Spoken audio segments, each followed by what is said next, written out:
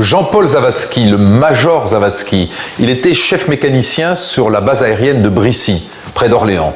Un grand gaillard, solide et très sportif. Et pourtant, en février 98, il rentre tout juste d'une mission en Afrique, au Gabon, et il tombe malade, d'une drôle de maladie, de drôles de symptômes qui étonnent ses amis, ses collègues de travail, mais pas sa femme, ni son médecin. Et en mars 98, le 11, il meurt dans son lit. Il faudra une très longue instruction pour découvrir que le major Zawadzki a été victime de 2 assassins, d'une perversité et d'un machiavélisme inimaginables. Jean-Paul Zawadzki est militaire, chef mécanicien sur les avions Transal. Il a le grade de major. Début janvier 98, après une mission en Afrique, au Gabon, il est de retour chez lui, sur la base aérienne de Brissy, près d'Orléans. Après un long mois d'absence, il va enfin pouvoir retrouver sa femme, Nicole, et leur petite fille de 10 ans, qui habite Sougy, un petit village à proximité de la base. Ça fait 7 ans que le couple est installé ici, dans un pavillon qu'il a fait construire. Peu de temps après son retour, Jean-Paul ne se sent pas bien. Il se sent fatigué. Il tousse. Sa femme va donc lui acheter un sirop. 1 mois plus tard, Jean-Paul est pris de diarrhée, de vomissements. Il a les yeux rouges. Le 14 février, jour des amoureux, ça ne va pas mieux. Ce samedi-là, Nicole décide d'appeler le médecin de famille, le docteur Trouillard-Perrault. Le docteur se rend immédiatement au chevet du malade. Celui-ci lui prescrit des médicaments, lui fait faire des examens.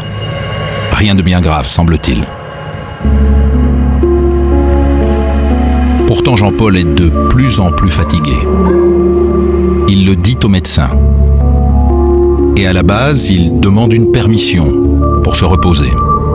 Mais il n'a pas l'air de récupérer. 3 semaines plus tard, inquiet, Étienne, un collègue, vient lui rendre visite avec son épouse. Nous sommes le 8 mars. C'est vrai que Jean-Paul était couché quand on est arrivé, il n'était pas encore avec nous. Il a dû se lever 30 minutes après. Et il nous a rejoint à table avec des lunettes. Il marchait comme un papy, le dos courbé. Il avait du mal à se déplacer. Alors quand on connaît Jean-Paul, c'était une montagne de muscles. Il faisait du culturisme, 1m90, 95 kg de muscles. C'est quand même un peu impressionnant. Et au bout d'un moment, je dis Jean-Paul, on est voir tes lunettes là, qu'est-ce que tu caches ? Il a soulevé ses lunettes et en fait il avait tout le blanc d'œil tout rouge. Complètement rouge. Je dis, oula, il y a un gros souci là quand même. Tu vas aller voir un médecin, c'est sûr ? Ah, mon médecin de famille s'occupe de moi, ne t'inquiète pas. Nicole n'avait pas du tout l'air inquiète. Elle était comme d'habitude. Elle nous recevait comme quand on se voyait. Elle était naturelle et sans problème, elle était bien. Il se trouve qu'à ce moment-là, débarque le médecin de famille. Depuis 3 semaines, il passe tous les jours s'enquérir de l'état de son patient. Étienne lui demande ce qu'a Jean-Paul. Il dit, oh là là, il rentre d'un séjour en Afrique, il a fait du sport là-bas, il a trop tiré sur la carcasse. Et donc, le voilà à faire de la tension, mais dès qu'il aura moins de 15 de tension, il pourra sortir, reprendre une vie tout à fait normale. Mais Jean-Paul ne reprendra jamais une vie normale. 3 jours plus tard, le 11 mars, Nicole Zawadzki appelle sa belle-mère. Tout d'un coup, un mercredi, on reçoit un coup de fil. Jean-Paul est décédé. Oh, vous parlez d'un choc. Ce jour-là, ça a été... Je ne peux pas vous expliquer comment ça peut se passer quand vous entendez ça. Vous avez un gosse qui est costaud, qui est plein de vie, et puis tout d'un coup, il est mort. Au bout de 15 jours, comme ça, c'est... Tout gosse, Jean-Paul ne rêvait que d'avion. Un rêve que ce fils d'immigrant polonais était fier d'avoir exaucé. À 21 ans, il avait rencontré Nicole dans une discothèque. Après 8 ans de mariage était née une petite fille. Et voilà que le major meurt à 39 ans dans la force de l'âge. Mais de quoi finalement? Ses proches interrogent le médecin qui le soignait. Il m'a confirmé qu'effectivement, les exercices physiques qu'il avait fait en Afrique l'avaient beaucoup affecté et que donc il était mort d'épuisement en fait ou de crise cardiaque. Enfin, il n'a pas été très clair finalement sur la cause réelle du décès. Il a dit c'est une mort naturelle.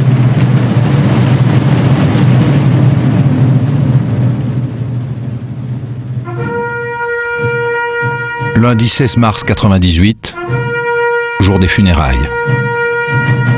À la demande de la veuve, l'armée a fait les choses en grand. Une cérémonie est organisée sur le tarmac de la base. Le corps de Jean-Paul est ensuite embarqué dans un Transal, son avion. Ses collègues et amis pilotes vont l'emmener jusqu'à sa dernière demeure. Selon la volonté de Nicole, la cérémonie religieuse a lieu dans sa région natale, à Châteauneuf-sur-Cher. Il y avait une foule, mais une foule inimaginable. Il a eu des éloges de toutes parts. C'est une cérémonie très émouvante dans le sens où, si vous voulez, tout le monde était très étonné qu'une personne de cet âge-là puisse disparaître aussi rapidement.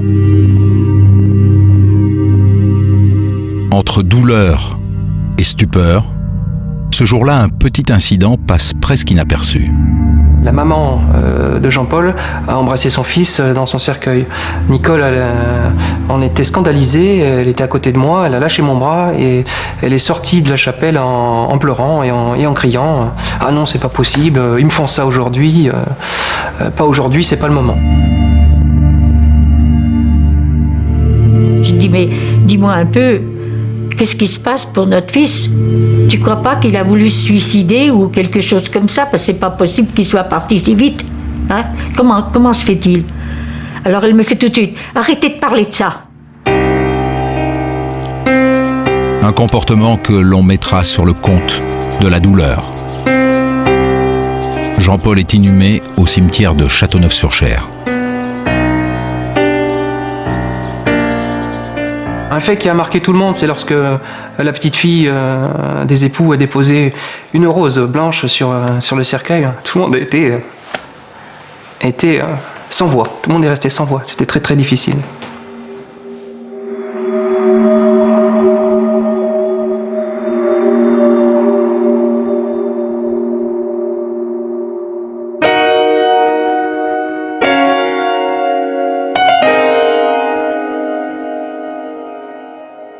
Mon général, à l'époque, vous commandiez la base aérienne de Brissy, où travaillait le major Jean-Paul Zawadzki.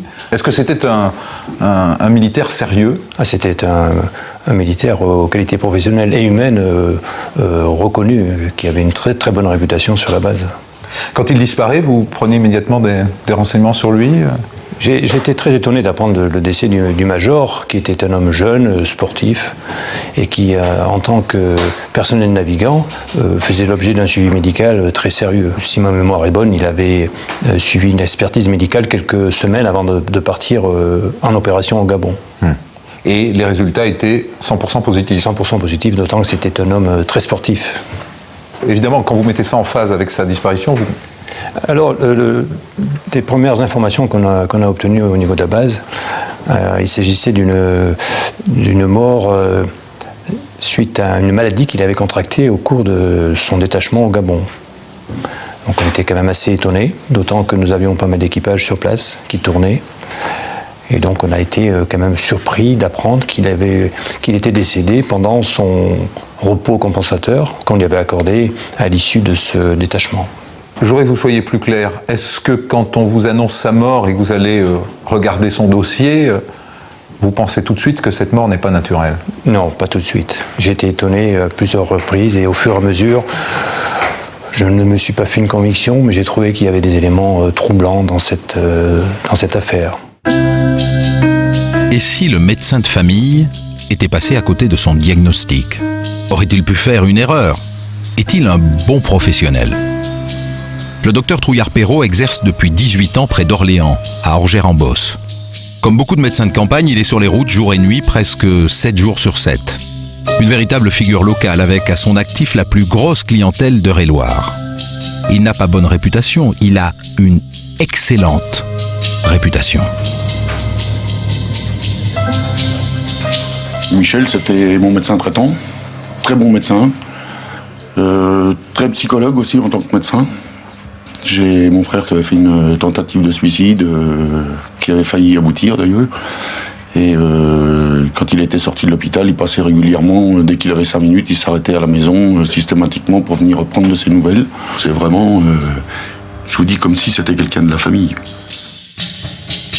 Le docteur Trouillard-Perrault est également médecin volontaire chez les pompiers où il a très bonne réputation. Bref, ce médecin-là semble compétent. Compétent et très investi auprès de ses patients. Tellement investi qu'on le voit souvent venir s'enquérir de la santé d'une patiente qui habite Sougy. Elle est mariée à un militaire souvent absent. Elle s'appelle Nicole Zawadzki. Et ses visites très assidues à une patiente qui n'a pas l'air malade du tout intriguent. Du médecin, on ne sait pas grand-chose. La seule chose que l'on voyait, c'était la voiture. Parce que quand je sortais travailler, si la voiture était là, j'étais obligé de manœuvrer. Donc je savais qu'il y avait la voiture. Très vite, la rumeur fait le tour du village et elle parvient aux oreilles du maire de Sougy. La voiture du docteur était souvent au portillon du couple. Peut-être en l'absence de son mari, peut-être. Un jour, il descendait avec des fleurs, des choses comme ça. Donc, quand le mari était en mission, enfin Jean-Paul était en mission, et puis que le docteur arrive avec des fleurs, ça, je crois que ça prête pas trop à confusion. Il y avait une liaison entre eux, c'était de notoriété publique, hein. C'est clair. Hein. Le major Zawadzki a donc été soigné par l'amant de sa femme. Et forcément, passé le choc du décès, on scrute le comportement de la veuve. Celle qui vient déclarer le décès de son mari avec des amis militaires. Et alors, son comportement a été un peu exagéré en fait. Hein. Elle pleurait, des larmes soutenues par les amis de son mari. Elle demande une chaise pendant les formalités. Hein. Son comportement a étonné ma secrétaire. Bon, on a l'habitude de recevoir des gens éplorés plus ou moins, mais là, vraiment, c'était trop expansif. Hein. Étrange aussi, le comportement de la veuve éplorée, qui très peu de temps après le décès, achète une superbe voiture de luxe. À l'époque, nous en avions discuté bien franchement, et je lui avais indiqué que, pour ma part, je trouvais que cet achat, et compte tenu de la situation financière, était déplacé. C'était bien trop. Et qu'une autre voiture plus commode, plus pratique et moins chère aurait parfaitement fait l'affaire. Mais elle avait réponse à tout, et elle m'a indiqué que, n'ayant plus son mari, elle ne pouvait plus bricoler et entretenir cette voiture, et qu'il lui fallait une voiture neuve, et une voiture sur laquelle on puisse compter.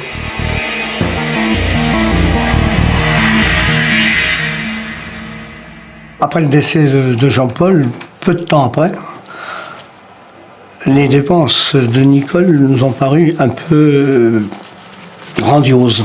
Hein. Voiture de luxe, meubles qui arrivent pour l'aménagement intérieur, paysagistes qui refont absolument tout le jardin. Ça nous a paru un peu bizarre. Ça jase donc au village, où l'on croit de moins en moins à une mort naturelle. Le jour où il est mort, le lendemain matin, mon collègue qui m'emmène au boulot, je lui ai dit c'est une mort qui n'est pas normale, c'est pas clair. Je l'ai toujours regardé, c'était pas naturel. C'était quand on connaissait Jean-Paul, qui était grand, sportif, vraiment, il s'entretenait, hein, parce que quand il venait à la maison, on buvait l'apéritif, c'était un, c'était jamais deux. Hein, c'était pour ça que c'était. On l'a jamais cru d'ailleurs, qu'il était mort de sa propre mort. Et la rumeur enfle et finit par atteindre la base aérienne où travaillait le major Zawadzki. la petite communauté des mécaniciens, que ce soit des mécaniciens navigants ou des mécaniciens sol, discutait beaucoup sur ce décès, mais avait peut-être quelques doutes sur le fait qu'il soit mort d'une mort naturelle, comme le mentionnait Michel. La rumeur se propage chez les mécaniciens et finit par arriver aux oreilles du colonel Ponce, qui commande la base aérienne. Lui aussi se pose des questions. Un major en pleine santé, soigné par un médecin compétent, mais qui était l'amant de la veuve, laquelle a un comportement étrange, tout ça, c'est trop. Le colonel décide d'appeler les gendarmes, qui reçoivent son témoignage le 4 mai 98, 2 mois après le décès du major. Est-ce que, après le décès du major Zawadzki, vous revoyez sa veuve? Non, je ne l'ai jamais revue. Par contre, elle m'a écrit, quelques semaines après. Elle m'a écrit en me demandant de lui trouver un emploi sur la base, qui d'après elle était sa seconde famille. Et comment vous avez réagi à cette demande? J'ai essayé de me renseigner sur les activités qu'elle avait menées. Elle m'avait annoncé qu'elle avait travaillé dans une maison dans la région d'Orléans. On a vérifié, on s'est aperçu qu'elle n'avait jamais travaillé dans cette maison. Donc pour la première fois, je me suis dit, j'ai peut-être affaire à quelqu'un qui ment. Donc vous n'avez pas répondu favorablement à sa demande? Répondu favorablement. Et par la suite, donc, j'ai reçu un appel téléphonique, quelques semaines plus tard, du médecin de la famille, que je n'avais jamais vu. Et il me demandait d'aider absolument Nicole, qu'on l'avait laissé tomber, qu'il fallait la soutenir, qu'elle considérait que l'armée d'air était sa seconde famille. Bon, c'était assez ronflant quand même comme terme. Le médecin, dans son appel téléphonique, me disait aussi que Madame Zawadzki se laissait mourir, qu'elle ne se nourrissait plus, etc. Bon, des témoins l'avaient vu et m'ont certifié qu'elle était en parfaite santé. Vous commencez quand même à vous poser sérieusement des questions sur les raisons de sa mort, hein? Oui, je connaissais très bien un gendarme du Loiret. Et un jour, je me suis jeté à l'eau. Je lui ai dit, tu vas peut-être me trouver idiot, mais j'ai beaucoup de doutes sur une affaire. Et donc il m'a conseillé d'aller déposer à la brigade de recherche du Loiret. Mais il me fallait trouver un prétexte, et donc le prétexte que j'ai utilisé, c'est la santé de mes pilotes. Je voulais que l'on fasse un petit peu la lumière sur cette fameuse maladie dont parlait le médecin traitant, et dont je voulais protéger mes équipages, bien sûr, au Gabon.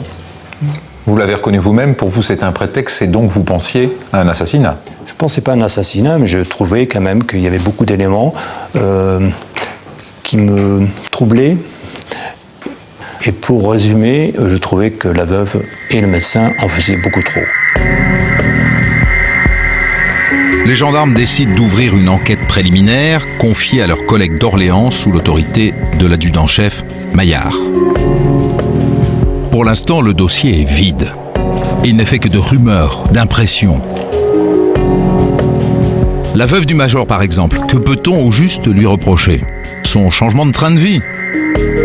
Le gendarme va commencer par s'intéresser à sa toute nouvelle voiture. Nous avons donc fait quelques investigations auprès de la concession où le véhicule haut de gamme avait été acheté. Ce véhicule a bien été acheté par l'épouse du major. Elle a été immatriculée à son nom en date du 22 avril.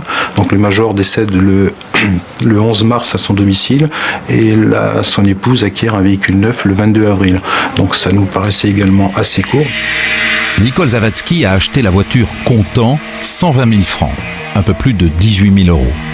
Comment a-t-elle pu s'offrir cette voiture alors qu'elle ne travaille pas et qu'elle va toucher, suite au décès de son mari, une toute petite pension? Étienne connaît la réponse. Après le décès, il a aidé Nicole à gérer divers problèmes administratifs. Jean-Paul était quelqu'un de très prévoyant et il avait donc contracté 2 assurances, pas moins de 2 assurances décès, donc pour des sommes de l'ordre d'1 million de francs à l'époque. Ces sommes ont été versées assez rapidement d'ailleurs. L'assureur a été très conciliant, très compréhensif et elle a pu disposer de cet argent assez rapidement, de mémoire dans un délai de 3 semaines à peu près. Grâce à l'argent de l'assurance vie, Nicole a donc acheté la voiture et aussi des meubles neufs. curieux comme priorité. Et ça n'est pas tout. On a pris également contact avec les gens de la compagnie d'assurance vie. Et là, on apprend qu'il y avait un arriéré de 500 000 francs sur le pavillon. C'est-à-dire que le couple avait acheté un pavillon, ils avaient des difficultés financières pour régler les mensualités, et un arriéré de 500 000 francs s'était accumulé. Un arriéré tellement important que le pavillon était menacé de saisie. C'était au début du mois de février. Tiens, c'est à ce moment-là que le major est tombé malade, le jour de la Saint-Valentin. L'assurance décès, et donc la mort de Jean-Paul, a permis d'effacer l'ardoise. Une fois remboursées les dettes de la maison, il reste à Nicole 650 000 francs, 100 000 euros. Une somme qui tombe à pic car avant le décès de Jean-Paul, le couple était dans le rouge. C'était Nicole qui gérait les comptes, son mari était souvent parti en mission. Avec la mort de Jean-Paul, le pavillon est sauvé, les comptes renfloués, le train de vie amélioré. Bref, voilà un mobile de crime. Encore faut-il prouver qu'il y a eu crime. L'enquête des gendarmes va alors faire un bond grâce aux pompes funèbres qui leur donnent le numéro de portable de Nicole. Avec le numéro de téléphone que nous avions récupéré auprès des pompes funèbres, et après identification, il s'avère que ce téléphone est la propriété du médecin. Le médecin avait confié un téléphone portable à sa patiente. Donc nous exploitons les factures détaillées. Et sur la nuit du 10 au 11 mars et sur la journée du 11 mars, puisque le major décède le 11 mars, on s'aperçoit qu'il y a une multitude de communications entre le médecin et l'épouse du major. Et la dernière communication est 1 heure avant que le certificat de décès soit rédigé.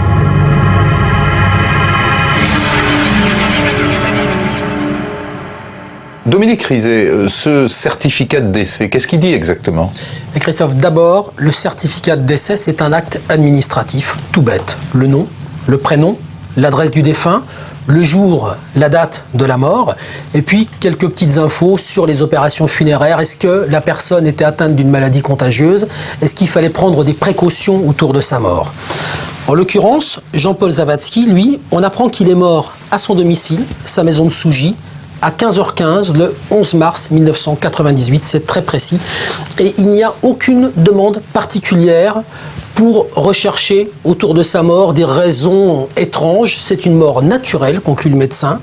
Il est mort des suites d'une maladie, mais il n'y a pas de raison d'essayer de trouver autre chose. Qui signe le certificat de décès de Jean-Paul Zawadzki ? C'est le docteur Trouillard-Perrault.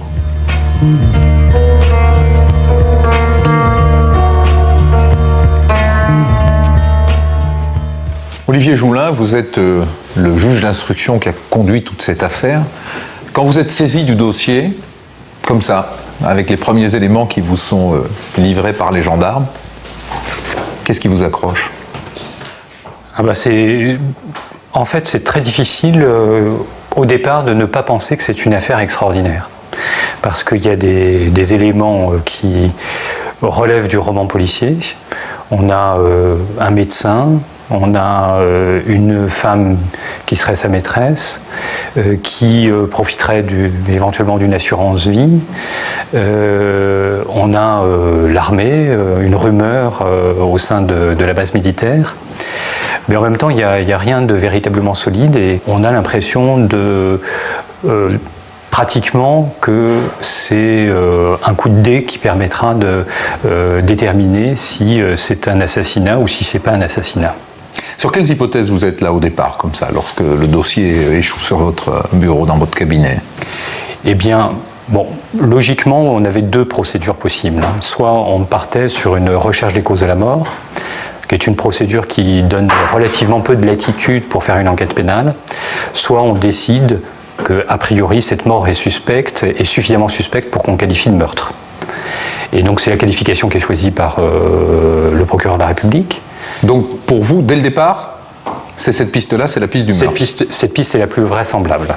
Tout à fait. On sait aussi, je dirais d'expérience, que si on ne va pas rapidement rechercher les éléments, notamment chimiques, puisque là le major a été enterré depuis plusieurs mois, eh bien à ce moment-là on n'aura plus aucun élément, parce que l'empoisonnement c'est un crime qui peut être un crime parfait.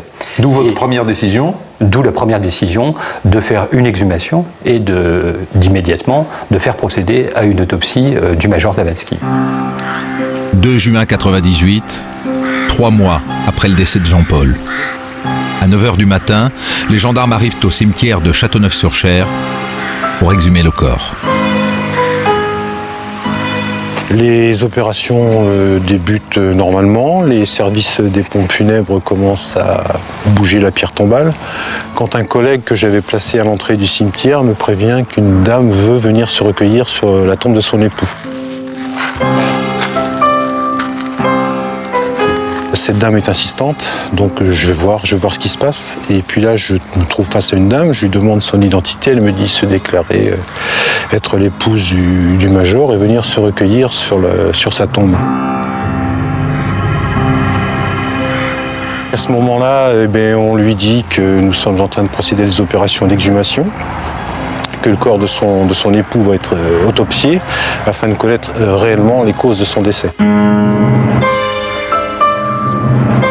À notre grande surprise, cette dame n'a pas été prise de colère, n'a pas été prise il n'y a pas eu de larmes, il n'y a pas eu de tristesse, ce qui aurait été une réaction tout à fait logique et normale.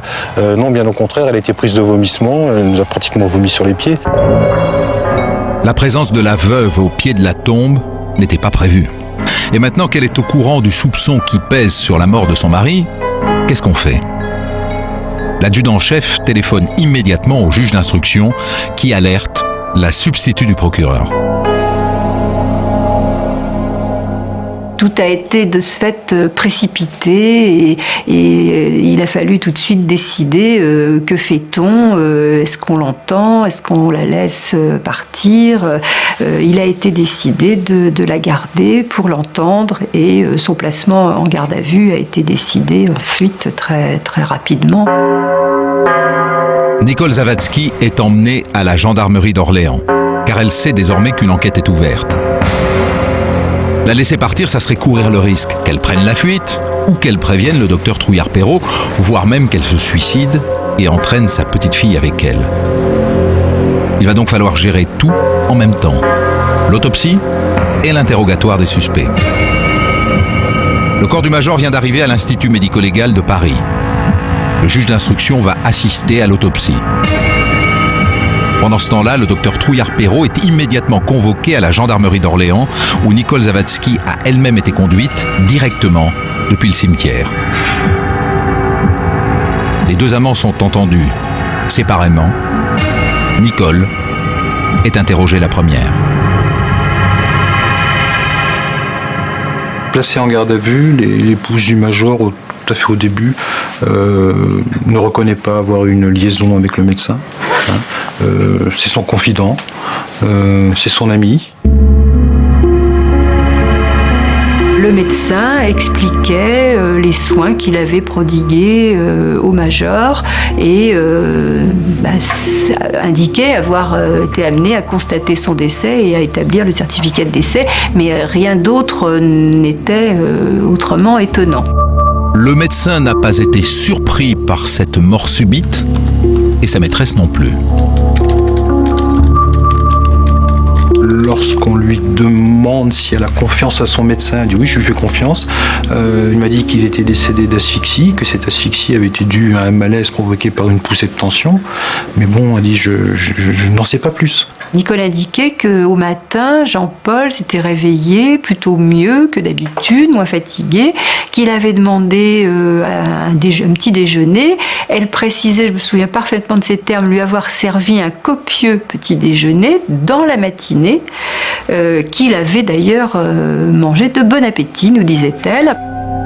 Alors que l'autopsie est en cours, Nicole n'hésite pas à donner ce genre de détails anecdotiques. Elle est plutôt bavarde. Je ne sais pas si elle réalise ce qui est en train de se passer. Elle est sûre d'une chose, c'est qu'elle va s'en aller, que ça va être fini, que... Voilà, puis elle est là pour être entendue sur le décès de son mari. Elle ne sait pas que le médecin est à côté. Le médecin est à côté, mais son interrogatoire ne fait pas avancer l'enquête. Et comme l'autopsie n'est toujours pas terminée, les gendarmes envisagent même de le laisser partir. Ses patients l'attendent.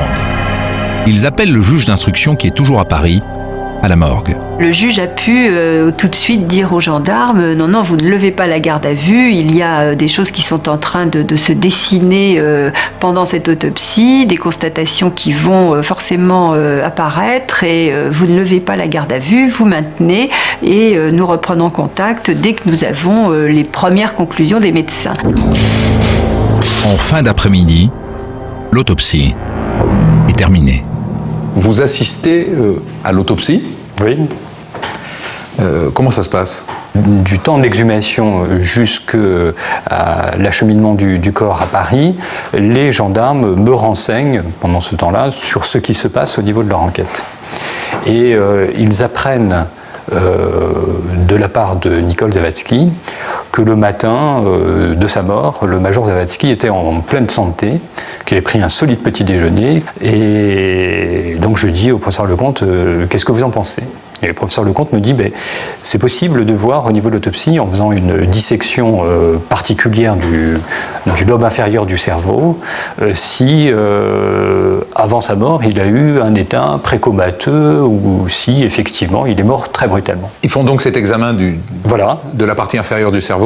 Et qui révèle une anoxie cérébrale. C'est-à-dire? C'est-à-dire, en fait, le cerveau à cet endroit-là, au lieu de comporter du sang, est blanchi. Ce qui veut dire? Ce qui caractérise un état comateux. Donc il n'a pas pu prendre ce fameux petit déjeuner? Exactement. Et il n'était pas en pleine santé le jour de sa mort. Il était au contraire dans un état extrêmement alarmant qui aurait commandé qu'on appelle immédiatement le SAMU et sûrement pas uniquement le docteur Trouillard-Perrault et qu'on le fasse hospitaliser. À ce moment-là, vous sortez de l'autopsie? Oui. Avec la certitude que Madame Zawadzki a menti? Et vous décidez de descendre à Orléans, c'est ça, tout de suite? Je commence par le docteur Trouillard-Perrault. Je lui dis qu'il est placé en garde à vue sous mon autorité et que j'ai pris cette décision parce que pour moi, soit c'est un mauvais médecin, c'est-à-dire qu'il n'a pas pris la décision au bon moment de faire hospitaliser son patient, ou il a été trompé par l'épouse de ce patient, et que dans cette hypothèse-là, à mon avis, il a failli, et soit c'est un empoisonneur. Le juge a laissé le docteur Trouillard-Perrault dans les mains des gendarmes. Celui-ci sait maintenant que le corps de Jean-Paul Zawadzki a été autopsié. À partir de cet instant, il est médecin, il sait ce qui va se passer par la suite, autopsie, toxicologie, donc toxicologie, résultat d'analyse. Donc à partir de ce moment-là, il nous dit je vais vous raconter la vérité, je vais vous dire vraiment ce qui s'est passé. Et il raconte l'inavouable. Non, Jean-Paul n'est pas décédé de mort naturelle. C'est lui, le médecin, qui a tué l'homme qu'il venait soigner. Il a mis son savoir médical au service d'un crime. Il a empoisonné le major. Un empoisonnement qui s'est échelonné sur un mois. Le médecin a fabriqué un cocktail explosif de plusieurs médicaments, des médicaments ordinaires, mais qui, associés entre eux, se sont avérés hautement toxiques.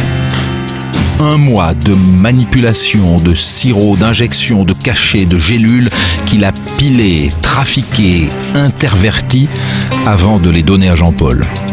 De février à mars, Michel s'est acharné contre son patient et le docteur l'avoue aux gendarmes avec soulagement. Je crois que ça lui a fait du bien. Ça lui a fait du bien puisque son audition débute à 22h30 et elle se terminera qu'à 4h30 le lendemain matin, et sans même trop lui poser de questions puisque c'était un monologue, quoi. Un long monologue assorti d'un préambule. Michel veut bien tout expliquer, tout raconter, mais il veut commencer par le début, c'est-à-dire par sa rencontre, il y a 7 ans, avec Nicole Zawadzki. Nicole et Michel se sont connus, je dirais tout naturellement, comme médecin et patiente. Elle habitait dans la région, elle l'a consulté comme médecin, et ils se sont connus comme cela. Dès le premier instant, il le dit, Et elle le dit également de son côté, je crois qu'il y a eu effectivement un échange de regards, je me souviens les mots employés par le docteur, un échange de regards et vraiment le coup de foudre tout à fait romanesque, j'allais dire. Le docteur est immédiatement touché par cette femme très déprimée. On est en 91 et le major Zawadzki est engagé dans la guerre du Golfe. Il est parti pour plusieurs mois et sa femme se dit angoissée, abandonnée. Et lui, le médecin, lui, va la consoler. Elle venait voir le médecin très régulièrement, plusieurs fois par semaine. Et ces liens qui se tissent à travers une relation professionnelle ont été doublés, allez, j'allais dire, mais je crois qu'il faut le dire comme ça, par l'amour du malheur qu'avait Michel. Entendons-nous, l'amour du malheur comme quelque chose qu'il fallait stopper. Car il y a du malheur dans la vie de cette femme fragile. Un père qu'elle aimait et qui est mort. Un frère jumeau, décédé à 15 ans. Michel écoute. Il n'est plus le médecin, il devient le confident, l'ami, et puis l'amant. Un amant amoureux fou. Un amant inquiet des coups de blues de sa maîtresse. Il sent qu'il y a quelque chose dans sa vie dont elle n'ose pas lui parler. Jusqu'à ce qu'un jour, Nicole ne réponde plus au téléphone. Le docteur est fou d'inquiétude. Il arrive, il se présente au domicile de l'épouse du major, à Sougy, et là il la trouve prostrée. Je crois même qu'il dit elle est repliée sur elle-même en position fœtus. Il trouve effectivement Nicole prostrée par terre, en chien de fusil, recroquevillée sur elle, souffrante, douloureuse. Et il va essayer de lui arracher une explication. Peu à peu, elle va lui expliquer qu'elle est victime de violences de la part de son mari, puis de violences sexuelles, puis elle va lui expliquer que ces violences sexuelles sont exercées sur elle à la fois par le mari et par certains amis de celui-ci. Puis elle va dire que ces violences, parfois ces viols, sont filmés par l'un des amis du mari. Il y a comme cela une explication lente et progressive et de plus en plus inquiétante sur ce qui se passe dans la vie de cette femme. C'est ça que Michel va peu à peu apprendre d'elle. Le docteur découvre avec stupeur que Jean-Paul est un mari violent. Il en parle tout de suite à son oncle. Elle venait montrer à Michel les stigmates, en quelque sorte, de ses interventions militaires, en quelque sorte. Elle était griffée au niveau du bas-ventre, au niveau des organes génitaux, etc. Il m'avait fait comprendre qu'il se sentait moralement obligé de protéger et de sauver, le terme « sauver » a été utilisé, de sauver cette femme. Sauver Nicole, mais pas seulement. Car le major ne serait pas tendre non plus avec sa fille de 10 ans. C'est en tout cas ce que Nicole raconte au docteur, qui désormais s'inquiète aussi pour l'enfant. Il s'attache à elle, et elle à lui. La petite appelle le docteur Toutouille. Très rapidement, la fille de Nicole considère un peu Michel comme un père de substitution. Ça va être des petits mots affectueux, des petits dessins, les anniversaires qui ne sont jamais loupés. Quand il arrive, on lui fait la fête, quoi. Et je crois que c'est ça. C'est une relation où il se sent effectivement totalement introduit dans cette famille. Le docteur gagne aussi l'affection des autres membres de la famille de Nicole. Elle a notamment une tante Julie qui joue un rôle très important, tante Julie qui est omniprésente et que Michel a au téléphone régulièrement. Et c'est important parce qu'une certaine complicité se noue entre cette tante Julie et Michel. La tante Julie téléphone souvent au médecin et elle lui raconte qu'un jour Jean-Paul, fou de rage, lui a cassé le bras. Du coup, elle s'inquiète terriblement pour sa nièce. Nicole, elle, paraît au bout du rouleau, de plus en plus fragile et de plus en plus dépendante du docteur qu'elle appelle jour et nuit. À 3h du matin, son portable sonne et puis c'est elle qui est au téléphone et elle peut le garder 1 heure, 2 heures au téléphone. Elle se plaint de son mari, elle se plaint, elle a encore été frappée, elle a encore été violentée. C'est sans arrêt, à chaque fois c'est comme ça. Cette femme téléphonait à Michel très très très fréquemment. Les notes de téléphone étaient absolument faramineuses. On aboutissait, ça c'est lui qui me l'avait dit, jusqu'à 25 à 30 fois par nuit.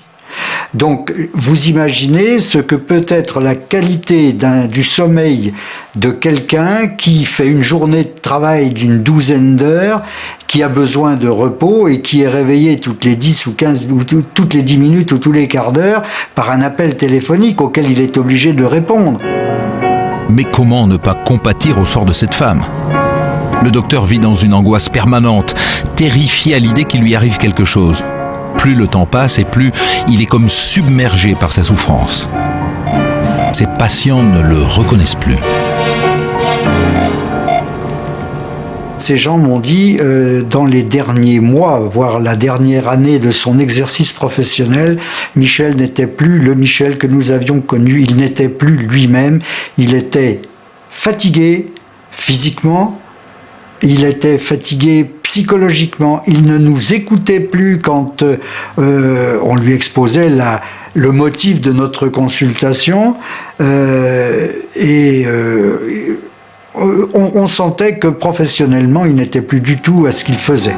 Le médecin d'Orgères en Beauce ne s'intéresse plus qu'à une seule patiente, Nicole Zawadzki, la femme du major.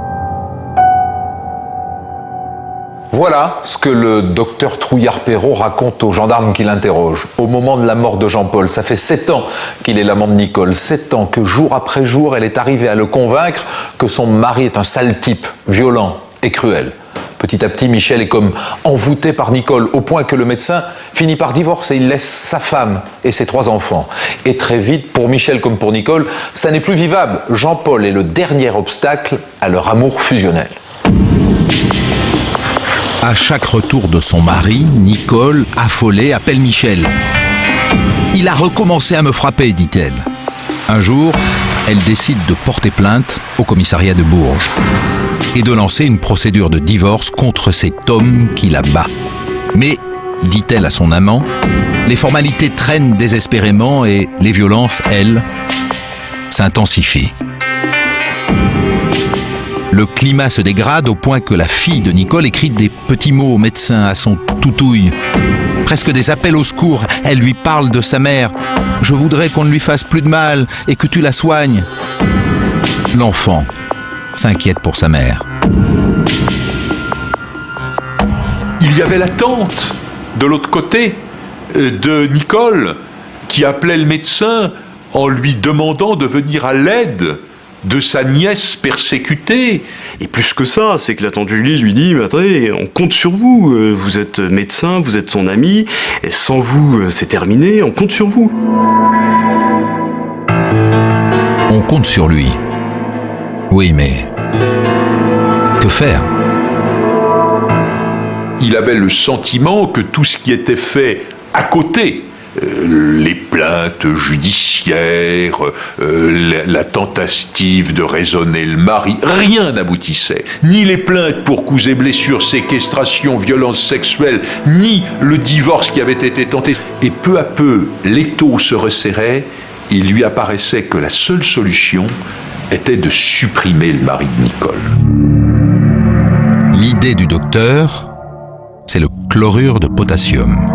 Une injection massive qui provoque une mort immédiate. Le médecin en parle à Nicole, elle accepte. Après un retour de mission, Jean-Paul se met à tousser. C'est l'occasion de passer à l'action. Nicole achète un sirop et verse dedans un mélange concocté par Michel. Un neuroleptique et un anxiolytique. Objectif, endormir le major, l'assommer pour lui injecter ensuite le chlorure de potassium. Nous sommes le 11 février 98. Nicole appelle le docteur qui arrive à Sougy pour faire l'injection. Le major, il est en parfaite santé. Alors, quand on lui donne les 2 produits censés endormir n'importe lequel d'entre nous, vous dormirez, moi aussi. Hein. Lui, il dort pas, en tout cas, pas suffisamment. Et alors là, le médecin qui a cette force extraordinaire de vouloir sauver sa belle, quand il est face à l'homme qui est juste endormi, mais pas complètement, eh ben, il va pas jusqu'au bout. Il a même pas la force de faire ce qu'il a décidé de faire. Il peut pas regarder celui qu'il va tuer dans les yeux. Michel rentre chez lui. Mais il revient un peu plus tard et tente une 2e fois d'endormir Jean-Paul, sans succès. Il essaye alors de l'empoisonner à la digitaline. Le 14 février, Jean-Paul est pris de vomissements, de diarrhée. Il a les yeux rouges. Nicole rappelle le médecin au chevet du malade.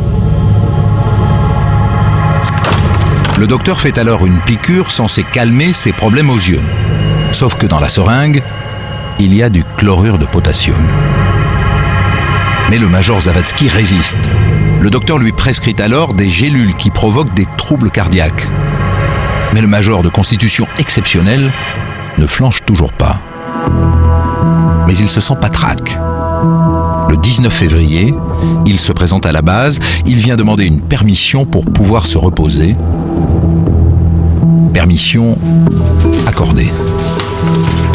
Lorsqu'il va se rendre sur la base, et qu'on va d'ailleurs lui faire des réflexions sur les yeux rouges, sur le fait qu'il a l'air fatigué, il va pas vouloir rencontrer les médecins, il va pas vouloir demander conseil, parce que il aura peur qu'on découvre quelque chose qui l'empêche éventuellement de partir. Et il va continuer à se faire suivre, l'histoire nous apprendra qu'il a bien eu tort, par le médecin de famille. Et puisque Jean-Paul, fatigué, se sent anxieux, le médecin de famille lui prescrit du magnésium. Sauf qu'il remplace le vrai magnésium par 2 médicaments qu'il réduit en poudre, un bêta-bloquant et un anti-arythmique. Un cocktail explosif puisque l'association de ces 2 produits est toxique. Les manipulations vont prendre des heures. Il ne reste plus qu'à attendre le résultat.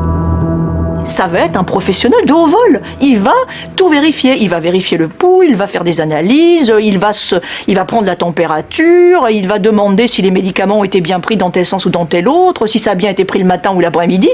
En un mot, il va vérifier que son diagnostic, que sa prescription correspondent bien à ce qu'il a décidé. Il est le professionnel du crime. Mais le major est toujours d'aplomb. Nicole rappelle le médecin. Il lui dit « mais moi je crois plus en la médecine hein, c'est l'effet inverse, hein. Quand on croit en la médecine c'est pour guérir, c'est pas pour tuer. » Et elle dit « je crois plus en la médecine, c'est lui ou c'est moi, moi je n'en peux plus, je vais finir par me suicider. » C'est ce qui va certainement pousser le médecin à faire une 4e combinaison médicamenteuse, laquelle combinaison sera fatale. Le 4 mars, le docteur Trouillard-Perrault remplace le magnésium par un hypoglycémiant. 2 jours plus tard, Jean-Paul a des sueurs. Il se couche et sombre progressivement dans le coma. Le 11 mars, à 10h, le médecin revient à Sougy. Il décide de faire aux militaires une piqûre d'insuline afin de rendre le coma irréversible. Puis le médecin emmène Nicole et sa fille. Tout le monde s'en va manger au domicile du médecin puisque la situation devient insoutenable, quoi. Donc le médecin regagne son domicile, l'épouse du major ainsi que la fille du major l'accompagnent. Lorsque Nicole revient vers 14h, Jean-Paul est mort. Il est mort seul, tandis que sa femme et son amant déjeunaient tranquillement. Voilà le récit du docteur Trouillard-Perrault placé en garde à vue à la gendarmerie d'Orléans. Lorsque son audition se termine à 4h30 du matin, il est effondré. Il nous explique qu'il a fait une grosse bêtise, qu'il a fichu sa vie en l'air, qu'il a tout fait pour cette femme, qu'il l'aimait, qu'il en était amoureux fou. Il nous cite même une phrase à la fin de son audition, qu'il a agi ainsi parce que ça aurait été une non-assistance à personne aimée en danger. Il pleure. Il pleure même, il va pleurer en fin de garde à vue. Tandis que l'épouse du major, non. Moi, je ne l'ai jamais vu verser une larme, il n'a jamais pleuré.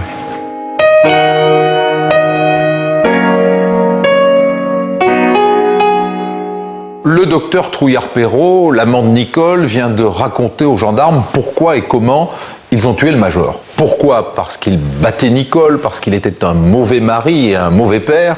Comment? En lui préparant par 4 fois des cocktails de médicaments. Alors on peut imaginer qu'après avoir entendu ce récit, les gendarmes sont partagés. Certes, le docteur est un assassin, mais la victime, telle qu'en parle le médecin, était un salopard. Si ce qu'il a raconté est vrai. Maintenant, il est temps d'interroger Nicole Zawadzki. Les gendarmes s'interrogent sur son rôle. Et alors, qu'est-ce qu'elle leur dit, elle? Donc, au début, Nicole Zawadzki ne dit rien. Elle ne va effectivement reconnaître avoir participé aux faits que lorsque les gendarmes lui révéleront, et c'est à 5 h du matin, que le docteur Trouillard-Perrault est également en garde à vue et qu'il a reconnu l'intégralité des faits. Et là, elle craque. Elle craque, elle dit... elle a une phrase extrêmement brève et les gendarmes n'en sauront pas plus sur le fait que son mari était brutal avec elle, mais qu'elle ne veut pas salir sa mémoire. Et elle reconnaît qu'elle a participé et qu'elle savait que le docteur Trouillard-Perrault l'empoisonnait et qu'elle a participé à cet empoisonnement. Et elle vous est livrée au palais de justice, dans votre cabinet. Voilà. Pour l'inculpation. Exactement. Et alors là, qu'est-ce que vous faites? Vous la réinterrogez complètement? Ses premières déclarations, peut-être avec les conseils de son avocate, sont très limitées. Elle se contente de dire « je confirme ce que j'ai dit aux gendarmes, j'ai effectivement participé aux faits ». Ce n'est qu'à l'interrogatoire suivant où elle va totalement changer de position et où elle va dire « c'est faux, je n'ai rien fait ». En réalité, le docteur Trouillard-Perrault a empoisonné mon mari totalement à mon insu. Il savait que j'allais le quitter. Il a voulu supprimer son rival en réalité et il l'a fait à mon insu. Simplement, le jour de la mort de mon mari, il m'a expliqué ce qu'il avait fait et il m'a imposé de faire, si jamais nous étions arrêtés, des déclarations dans le sens que j'étais sa complice. Et vous la croyez? À ce stade-là, puisque ça fait déjà quelques semaines que je travaille sur le dossier, je sais qu'il est très difficile de croire ce que dit Nicole Zawadzki. L'enquête devra déterminer si le docteur a agi seul, comme l'affirme Nicole Zawadzki, ou si celle-ci a participé pendant 1 mois à l'empoisonnement de son mari. Pour en savoir plus, les gendarmes procèdent à la perquisition de la maison du couple Zawadzki.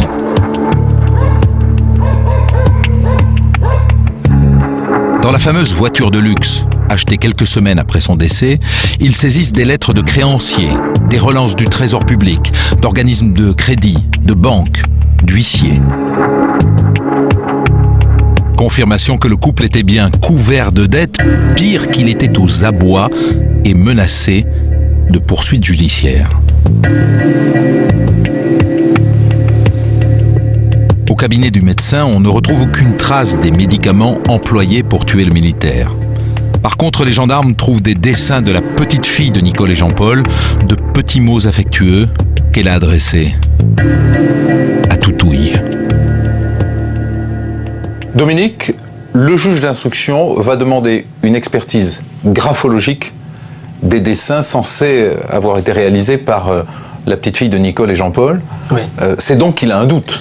Il a un doute, Christophe. Il veut savoir si ces jolis dessins d'enfants, retrouvés chez le docteur Trouillard-Perrault, ont vraiment été réalisés par la fille de Nicole. Alors, est-ce qu'elle les a vraiment fait elle-même? Est-ce qu'on lui a soufflé le texte de ces petites lettres? Ou bien est-ce qu'on les a écrites, ces lettres, à sa place? Alors que dit l'expertise graphologique? Il fait appel à une graphologue, c'est ça? Il fait appel à une graphologue qui s'appelle Gracienne de Saint-Victor et qui va utiliser ces dessins retrouvés chez le médecin et les comparer à des originaux, c'est-à-dire à l'écriture originale de la petite fille, à travers ses cahiers d'écolière, à travers des petits mots qu'elle a laissés à sa maman, à son papa, avec des dessins aussi. Résultat, l'expertise dit, les mots retrouvés chez le médecin ne sont pas de la main de la fillette. Ils ne sont pas de la main de la fillette? Non, ni les dessins. Ça n'est pas non plus son style? Non. Donc l'expert va rechercher plus avant et soumettre au test de la dictée le docteur Trouillard-Perrault et la maman de la petite pour avoir des éléments de comparaison. Il va comparer leur écriture à tous les deux à celle des dessins retrouvés. Et alors, l'expert écrit, Nicole Zawadzki est l'auteur des dessins et des petits mots retrouvés chez le médecin. C'est-à-dire qu'elle a tenté d'imiter sa fille? Elle a tenté d'imiter sa fille, elle a fait des dessins qu'elle a voulu faire passer pour des dessins de sa fille. Et l'expert écrit que Nicole Zawadzki a une aptitude à changer de graphisme, elle peut transformer son écriture, parce que c'est quand même très très bien imité. Et d'expression, ça traduit le flottement, les volte-face d'une personnalité sans référence stable. Voilà ce que dit l'expert.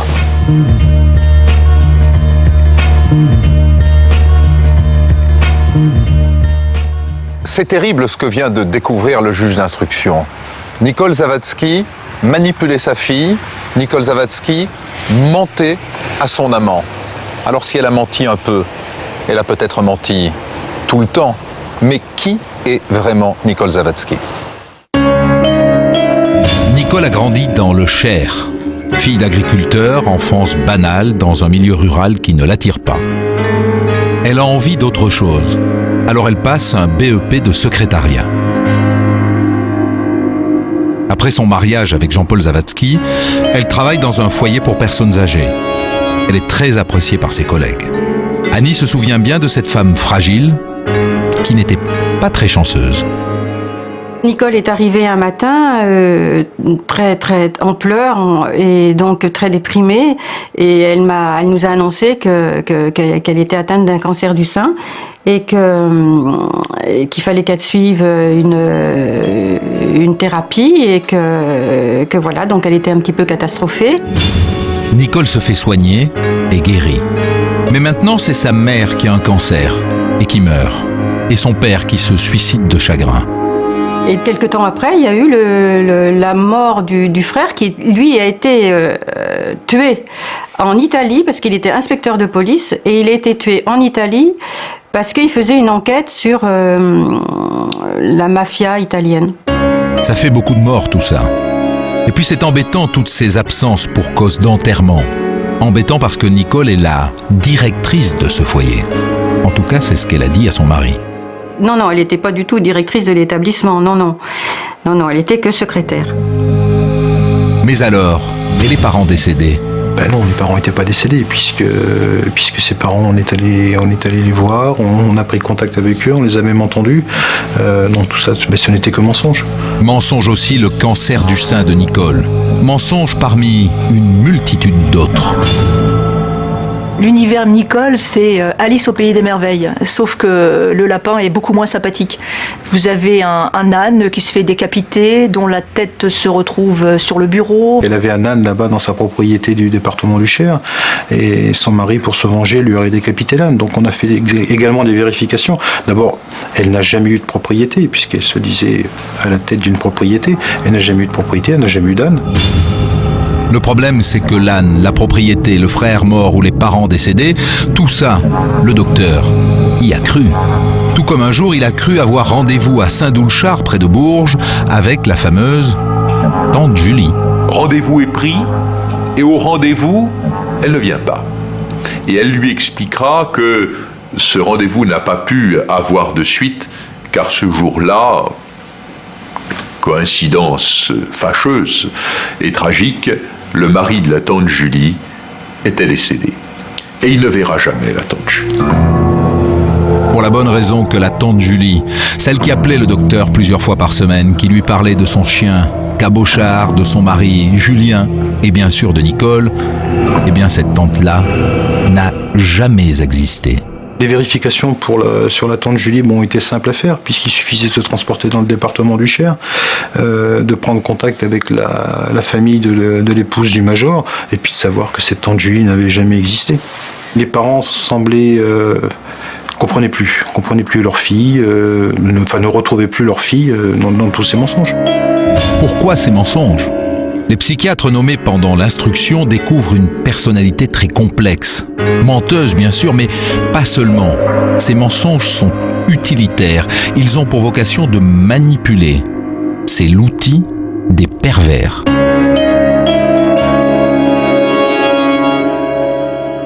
Ce sont des personnalités qui ont un énorme vide en elles et qui ont besoin d'aspirer les autres, d'aller prendre chez les autres les éléments les plus intéressants, les plus vivants, et qui de ce fait manipulent et deviennent mythomanes. Nicole a incontestablement une capacité de manipulation très importante. Elle a un petit peu le génie de mettre en place des situations, de déplacer les pions sur son échiquier, de déclencher chez les gens des comportements qui leur sont parfois étrangers, mais face auquel elle a une certaine fascination et une certaine jouissance. Et je dois dire que dans le grand nombre d'expertises que j'ai réalisées, je n'ai pas souvent rencontré de gens dotés d'une telle capacité de manipulation. Nicole a manipulé son amant à coups de petits mots inquiets soi-disant écrits par sa fille ou d'appels angoissés de la tante Julie. Elle voulait accabler le médecin par cette mise en scène insistante pour faire émerger en lui une certitude. Il faut sauver cette femme fragile. Il faut la débarrasser de ce mari violent. Sauf que... Jean-Paul n'a jamais été violent. On n'a aucune trace matérielle de violence. Elle a raconté des histoires comme pour le reste. Jean-Paul n'était pas violent, il faut que ça se sache haut et fort. Jean-Paul n'a jamais été violent. Ce qui nous a conforté dans le fait que le major n'était pas quelqu'un de violent envers son épouse, c'est que face à tous les mensonges qui ont été annoncés par son épouse, non. Son entourage d'ailleurs, jamais personne ne l'a décrit comme quelqu'un de violent. Il y a des choses qu'on ne peut pas cacher dans la vie. Jean-Paul était quelqu'un qui était très calme, très posé. Jamais une parole plus haute que l'autre, jamais un mot déplacé. Certes, il avait ce gabarit impressionnant, mais au fond, finalement, il avait un cœur d'ange. C'est vraiment pas quelqu'un qui aurait pu être violent. Hein. Je l'imagine à aucun moment. Le mobile du crime disparaît donc. Le juge d'instruction décide d'interroger celle qui est sans doute la mieux placée pour parler de Jean-Paul, sa petite fille de 10 ans. Le père n'était pas du tout vu du côté de la petite fille comme quelqu'un de méchant ou de sévère ou de difficile à vivre. Elle nous dépeignait quelqu'un de tout à fait calme, serein, paisible. Elle est même allée plus loin. Elle a expliqué que c'était son papa qui pleurait lorsque maman, un jour, dans la cuisine, avait cassé les assiettes. Ça donne la mesure, effectivement, de la violence de son père. Je n'ai jamais vu papa frapper maman. Voilà ce que dit l'enfant au juge. Jean-Paul était un père aimé et aimant. Tout le contraire de ce que Nicole racontait au docteur. Maman mentait tout le temps, confirme la petite fille. Si Jean-Paul était un bon père, il était aussi un mari affectueux. Difficile d'imaginer que cet homme qui écrit à sa femme « N'oublie pas que je t'aime très très fort » ait pu sexuellement soumettre celle-ci à d'autres hommes. Mais pendant l'instruction, Nicole persiste à le dire. Elle nous disait que c'était des militaires, des anciens de son mari, qu'il avait connus lorsqu'il était en exercice dans le département du Cher. Et puis bon, mais il s'est avéré que ces gens n'ont jamais existé. Et qu'en est-il de cette plainte que Nicole a raconté avoir déposée au commissariat de Bourges? La plainte, elle n'a jamais été déposée. Il n'y a jamais eu de plainte déposée au commissariat de police. On avait procédé à toutes les vérifications et elle ne s'est jamais manifestée. Vérification faite également, la femme du major n'a jamais fait de demande de divorce. Alors, après tous ces mensonges, difficile de croire en la version de Nicole qui continue de charger son amant. La veuve affirme même que le docteur la poursuivait de ses assiduités alors qu'elle voulait reconstruire son couple. Sauf que, en mars 98, avant le décès de Jean-Paul, les relevés téléphoniques prouveront que le docteur a appelé Nicole 6 fois. Sa maîtresse, en revanche, lui a téléphoné 373 fois. Alors, qui harcelait réellement l'autre ?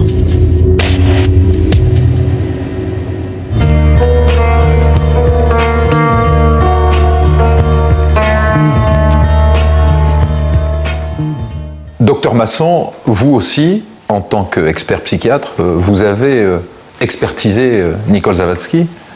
Alors, comment ça se passe, la rencontre?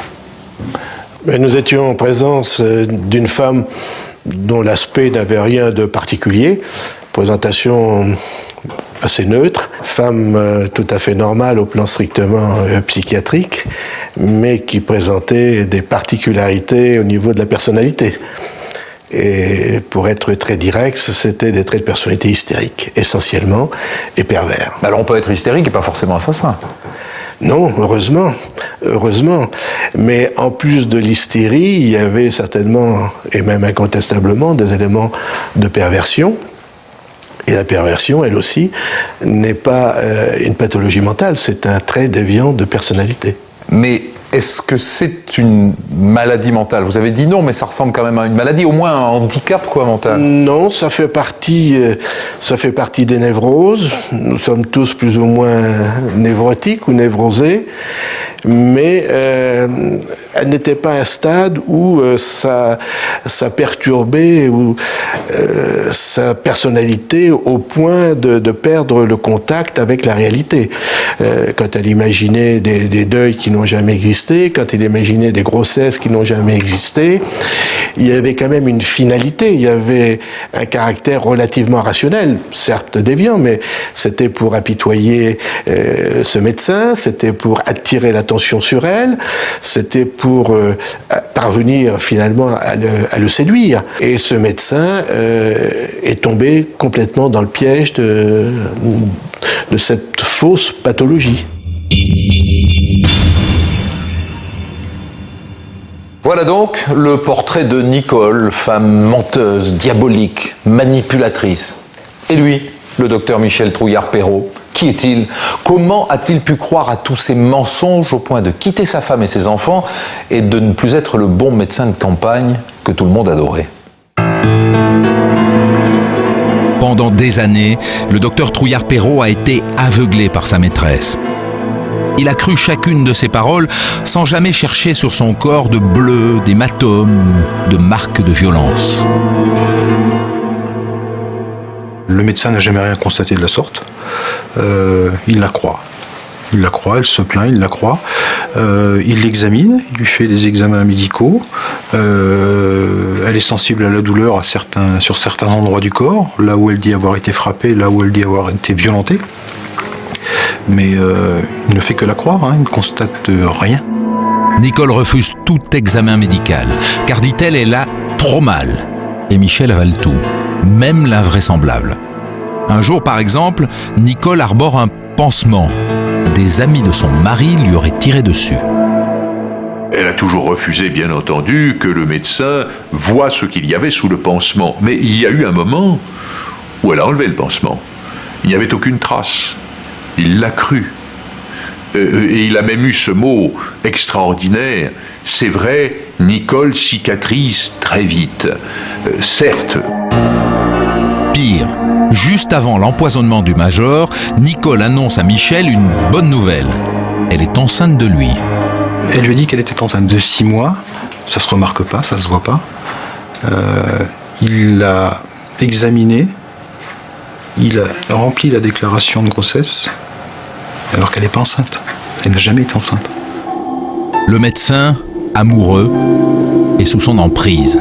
Une emprise psychique si forte que pendant l'instruction, il a du mal à accepter la vérité. Le Michel que je vois avant les faits, le Michel que je côtoie ensuite à la maison d'arrêt régulièrement, c'est effectivement quelqu'un qui est investi d'une totale passion amoureuse, mais absolue, et qui me dit à plusieurs reprises, mais lorsque nous sortirons de la maison d'arrêt, lorsque nous sortirons de prison, je la reprendrai dans mes bras. Je me souviens encore qu'il me disait ça à plusieurs reprises, et je lui pardonnerai tout. Il a mis, il me semble, 6 à 8 mois après l'ouverture de l'information, avant de commencer à comprendre et à admettre qu'il avait été manipulé et que sans doute, dans ce que Nicole lui avait dit, il y avait très peu de choses vraies. Et parmi ces mensonges, le pire d'entre tous, Michel apprend que les violences de Jean-Paul étaient pure invention.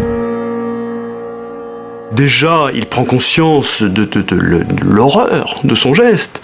Mais si on lui rajoute en plus de dire, non seulement c'est horrible, mais ce que vous avez fait, c'était motivé par des considérations, des bobards, une mise en scène de Nicole, c'était quasiment insupportable.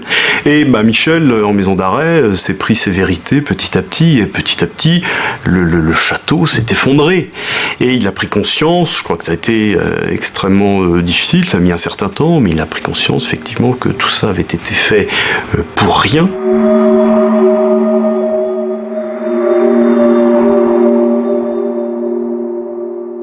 Alors, docteur Masson, vous avez expertisé Nicole, mais vous avez expertisé aussi le docteur Trouillard-Perrault. Et alors, son profil psychologique? Bien, nous ne lui avons trouvé aucun profil psychologique particulier. Nous ne lui avons trouvé aucune déviance, aucune anomalie psychiatrique, ce qui apparaît effectivement tout à fait paradoxal. C'est-à-dire que c'est un type tout à fait normal? Tout à fait normal, bien adapté, sans en rajouter, reconnaissant sa responsabilité, sans se dérober. Ce que vous êtes en train de dire là, c'est que lui, sans elle, ne peut pas devenir un assassin. Ah oui, ça absolument. Ça, c'est une certitude. Mais lui a forcément présenté une faille qui s'est révélée par cette passion, ou cette pseudo-passion, qui s'est installée au niveau du couple et qu'elle a su, de façon très sophistiquée et très habile, induire. Mais ça, justement, c'est le propre de cette relation que tous les deux ont vécue, induit par elle, hystérique, savoir qu'un homme peut relativement facilement céder au charme et à l'habileté diabolique d'une femme au trait de personnalité hystéro-pervers. Il était totalement aliéné, en quelque sorte, dominé fasciné par cette personnalité qui, habilement, a su le flatter, a su le valoriser, a su lui dire certainement que c'était le plus beau, le plus grand des médecins, etc. Et cela totalement occulté à la fois ses qualités de médecin, bien sûr, ses qualités morales, ses qualités humaines. Tout ça est passé au second plan.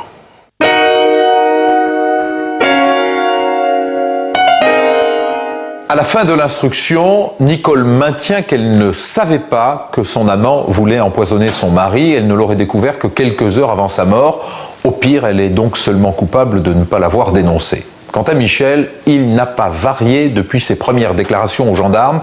C'est bien lui qui a empoisonné le major, mais il maintient que Nicole Zawadzki était d'accord depuis le début.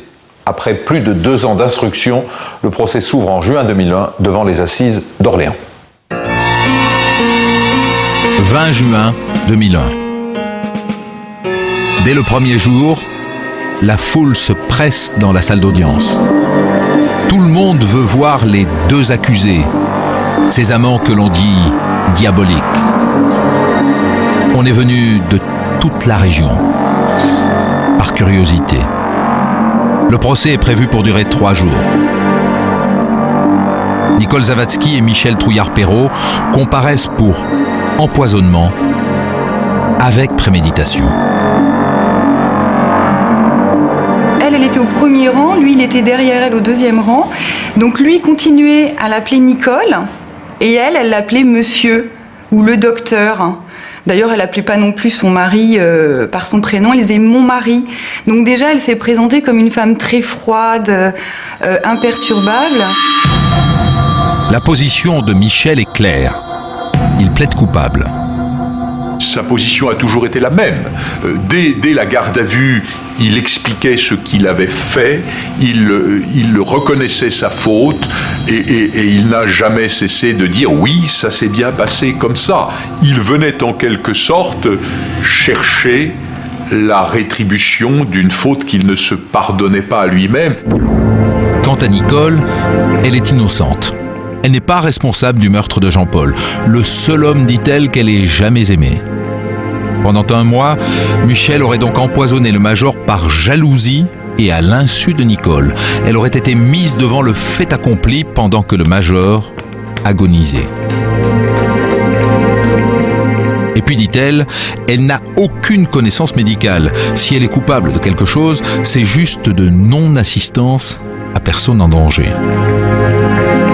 Et le fait qu'elle n'assume pas passe mal. Autant lui assumer ses responsabilités et s'est montré très, très digne, quoi, très, très responsable finalement. Et elle n'a cessé de contester, de revenir sur ses déclarations. Elle s'est contredite, elle est revenue sur ce qu'elle avait dit précédemment. Et le procureur, très habilement, a réussi à l'amener sur son terrain et lui a démontré, par A plus B, qu'elle avait menti. Mais elle a toujours gardé sa ligne de conduite et elle a persévéré dans le mensonge. Car elle maintient que Jean-Paul était violent avec elle. Quant à la tante Julie, elle persiste à dire que ça n'est pas elle qui s'est fait passer pour cette parente imaginaire. C'est le seul moment où j'ai eu un sentiment d'empathie pour Nicole.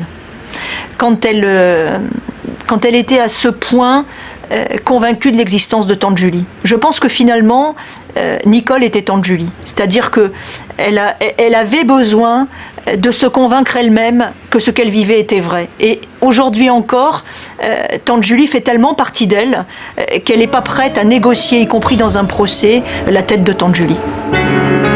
Mais la mère de l'accusé et d'autres témoins démentent une à une les affabulations de Nicole. Dans la salle d'audience, les curieux sont au spectacle. Dans l'assistance, on l'a senti, je le sentais autour de moi. Les gens se disaient que c'était incroyable de mentir avec un tel aplomb devant des preuves aussi éclatantes. Les gens, j'allais dire les spectateurs, il n'y a pas d'autre mot, finissaient par hurler de rire. Il sait ce qu'il a fait dans la salle d'audience. C'était complètement déplacé, c'était choquant parce qu'on était quand même dans un procès, ils encouraient perpétuité. Tous ces mensonges vont finalement profiter à quelqu'un. Michel. Face à sa maîtresse, il a presque le beau rôle. Car les témoins qui se succèdent à la barre pour parler de lui sont unanimes. Ils vantent tous ses compétences professionnelles et ses qualités humaines. Les gens qui sont venus à la barre sont des gens qui en ont parlé avec des termes qui étaient tellement élogieux qu'à la fin d'ailleurs, moi je me faisais même la réflexion en me disant mais attendez, il a tué un homme quand même, parce que c'est tout juste si on n'allait pas lui dire mais monsieur sortez du box, vraiment vous n'avez rien à y faire, alors que en réalité c'est bien lui le meurtrier. Sans lui, elle pouvait pas le tuer. Sans ce mode opératoire extrêmement intelligent qu'il a mis en place, sans ce savoir médical dont il bénéficiait, allez m'expliquer comment elle aurait tué le major. C'est lui le meurtrier, c'est lui le plus monstrueux. Après 3 heures de délibéré, le verdict tombe. 20 ans de prison pour Michel Trouillard-Perrault. 25 ans pour Nicole Zawadzki. 5 ans de plus donc que son amant, alors que c'est lui qui a pratiqué l'injection, lui qui a fabriqué les cocktails de médicaments. Les parents de la victime ne comprennent pas. Je trouve que ce n'est pas juste. Ils étaient deux pour faire le sale boulot qu'ils ont fait. Alors tous les deux, ils auraient dû être condamnés à la même peine. Depuis le début, je plaide, et aujourd'hui encore je suis convaincue, que s'ils ont été amants maudits dans cette histoire d'empoisonnement, il faut qu'ils soient condamnés, maudits, à la même peine. Je jure de m'abstenir de tout mal et je ne remettrai à personne du poison. Voilà le serment d'Hippocrate que le docteur Trouillard-Perrault avait prononcé quand on lui avait donné son diplôme.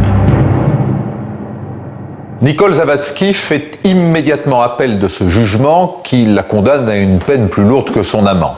Michel, lui, accepte sa peine, comme il avait assumé son rôle dans l'affaire. Mais comment rejuger Nicole sans Michel?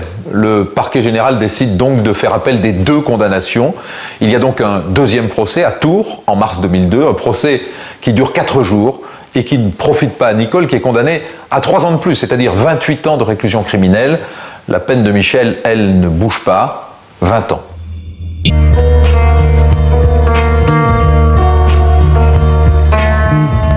Maître de Beauregard, vous êtes depuis sa condamnation le nouvel avocat de Nicole Zawadzki. Quelle sorte de femme elle est devenue?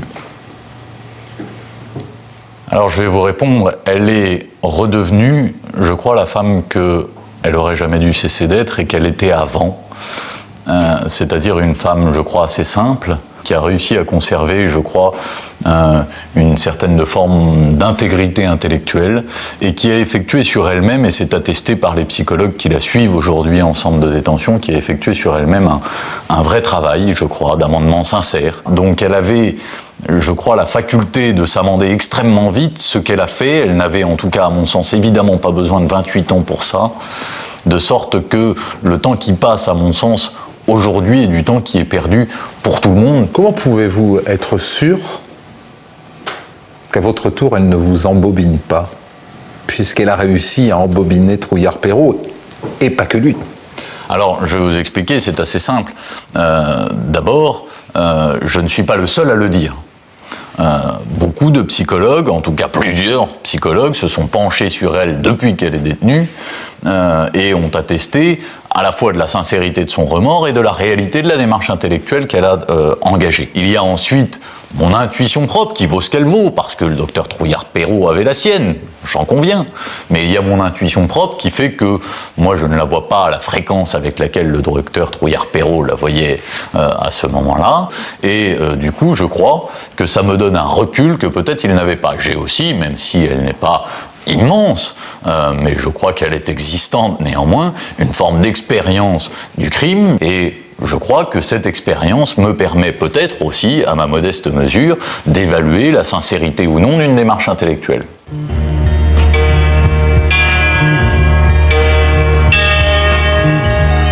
Nicole Zawadzki effectue actuellement sa peine dans un centre de détention où tout le monde, semble-t-il, la trouve très sympathique. Quant au docteur Trouillard-Perrault, lui aussi est toujours en prison. Quand il sortira, il n'aura évidemment plus jamais le droit d'exercer la médecine. Et en prison, il étudie la psychologie.